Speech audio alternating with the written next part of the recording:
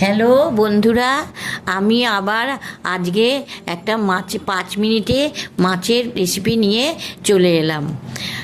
প্রথমে মাছটা নুন হলুদ নিয়ে মাখিয়ে কড়াইতে ভেজে নিলাম। ভালো করে মাছটা ভাজার পর অল্প পরিমাণ তেল দিয়ে জিরে ফোড়ন দিয়ে পেঁয়াজ বাটা দিয়ে মাছ সাঁতলালাম। এরপরে আদা বাটা ও রসুন বাটা দিয়ে কড়াইতে ভালোভাবে সাঁতলালাম।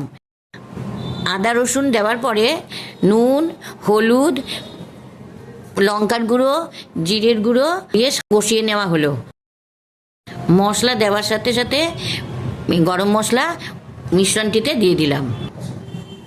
গরম মশলা দেওয়ার পরে জল দিয়ে কষিয়ে নিলাম, তার সাথে একটা কাঁচা লঙ্কাও দিয়ে দিলাম। মশলাটা কষানোর পরে ভাজা মাছগুলো কড়াইতে ছেড়ে দিলাম। মাছটা ফোটানোর পরে একটি বাটিতে আমি ঢেলে নিলাম। আমার রেসিপিটা ভালো লাগলে লাইক করবেন, কমেন্ট করবেন ও সাবস্ক্রাইব করে দেবেন।